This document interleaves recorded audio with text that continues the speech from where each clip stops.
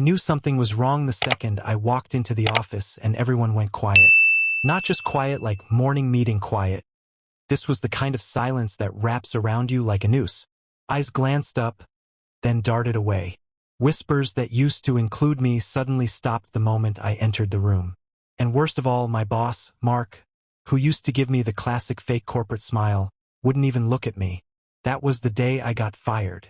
But that wasn't the real betrayal. The real betrayal was what I found out after. 2 days before I was let go, my wife had been acting strange. Her phone was always face down, and she kept locking herself in the bathroom to scroll TikTok. She stopped asking me about work, and when I told her I had a rough day, all I got was a robotic You know that gut feeling you get when you know something's off? Mine had been screaming for a while. I just didn't want to hear it. Fast forward to that day. HR called me in. Mark was already in the room. No handshake, no eye contact. They said I was being let go due to performance concerns. I just closed the biggest deal of the quarter a week earlier. T. As I packed up my things in shock, one of my coworkers, Rachel, walked past and whispered, "I'm so sorry." That's when I knew it wasn't about work at all. That night, I confronted my wife.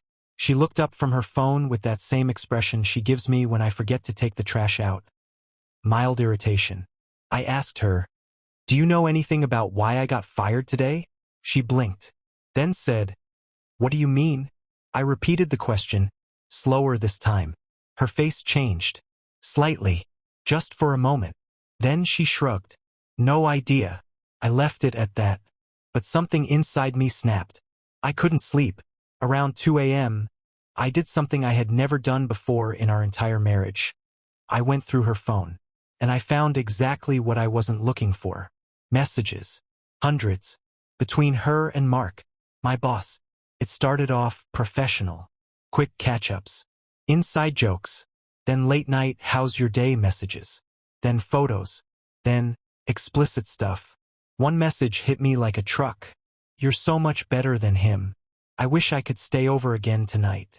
There it was. In black and white. My wife. My boss. Behind my back. Under my roof. I didn't confront her right away. I copied every message. Every screenshot. Every photo. I needed time to process. To plan. Over the next week, I pieced it all together. They'd been seeing each other for at least 6 months. The affair started after the company retreat, the one I didn't attend because I had the flu. She went in my place. Said she wanted to support me. Apparently, she supported him too. It wasn't just sex. It was emotional. She confided in him about our marriage. Told him I was boring, predictable, and too focused on work. She called me vanilla. I read every word.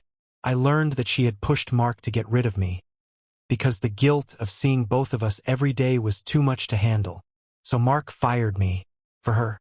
Imagine working for years, staying late, skipping vacations, giving your all, only to be betrayed not by one, but by 2 people you trusted. One who promised to love you forever, the other who signed your paychecks. I didn't explode. I didn't scream. I waited. I met with a lawyer. I showed them the messages. I explained how this affair directly affected my employment. Turns out, when you've got hard proof that your boss fired you due to a personal affair with your wife, it's not just immoral, it's potentially illegal. While the legal side played out, I confronted her. Finally, she denied it, said I misunderstood, claimed it was just emotional. I showed her the screenshots, the photos, the hotel bookings. Her face went white. Then came the tears, the apologies, the "it didn't mean anything" speech, followed by, "I only did it because you weren't giving me enough attention." I don't know what hurt more, her betrayal or her justification for it. I moved out that night, took the essentials, left my wedding ring on the counter. She begged me to stay, promised to end things with Mark. I told her, "You already ended everything. You just didn't tell me." The next day, Mark tried to contact me. He sent a long email saying he regretted what happened, that he never meant to hurt me. He even offered to help me find a new job. I didn't respond. Instead, my lawyer did.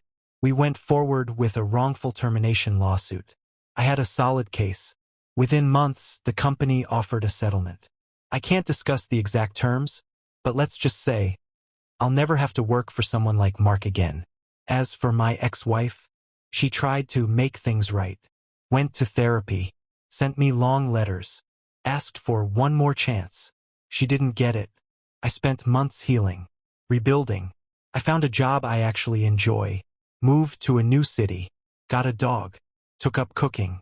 And one day, I opened a message request on Instagram from a woman I didn't recognize.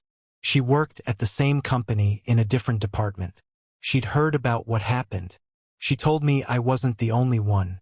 Apparently, my wife and Mark weren't exclusive. Mark had a pattern.